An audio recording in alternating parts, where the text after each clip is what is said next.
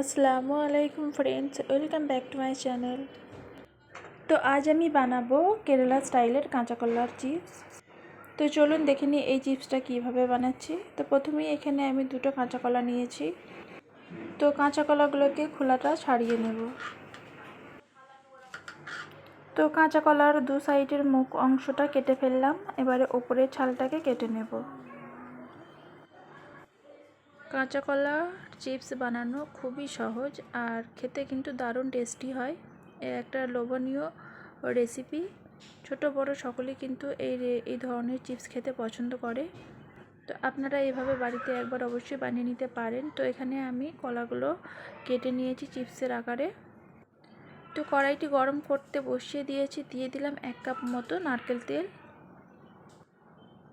তো তেলটাকে খুব ভালো করে গরম করে নেব। তো কেটে রাখার কলার পিসগুলো দিতে থাকবো। তেলটা খুবই গরম করে নেবেন, তারপরে কিন্তু দিতে হবে। আপনারা চাইলে এই চিপসের আকারে একটু মোটাভাবেও কেটে নিতে পারেন। তো এখানে খুব ভালো করে একটু নাড়াচাড়া করে নিচ্ছি, এতে করে দু সাইডটাই খুব ভালোভাবে ভাজা হয়ে যাবে। তো কলার চিপসটা ভাজতে একটু সময় লাগবে।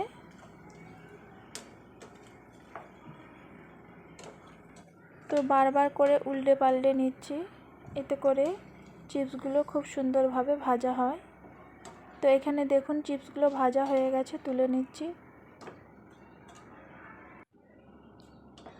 বাকি যে চিপসগুলো আছে সেমভাবে ভেজে নেব।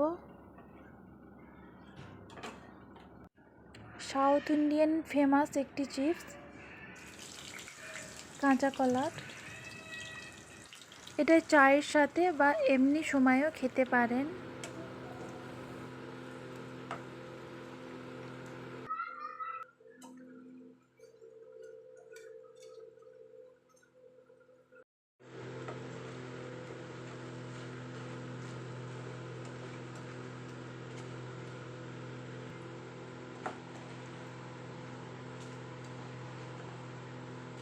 তো এই চিপসগুলো ভাজা হয়ে গেছে, তুলে নিচ্ছি।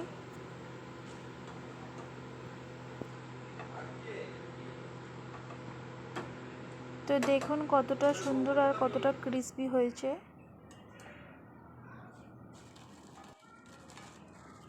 তো সাথে আমি দিয়ে দেবো ওপর থেকে হালকা পরিমাণে লবণ আর দিয়ে দেবো গুঁড়ো লঙ্কা। তো ভালো করে মিশিয়ে নিচ্ছি। তো এই রেসিপিটি আপনাদের কেমন লেগেছে অবশ্যই কমেন্ট করে বলবেন। ভালো লাগলে লাইক, কমেন্ট আর সাবস্ক্রাইব করবেন। ভিডিওটিকে আর বেশি বড় করলাম না, আবারও অন্য কোনো রেসিপি নিয়ে চলে আসবো।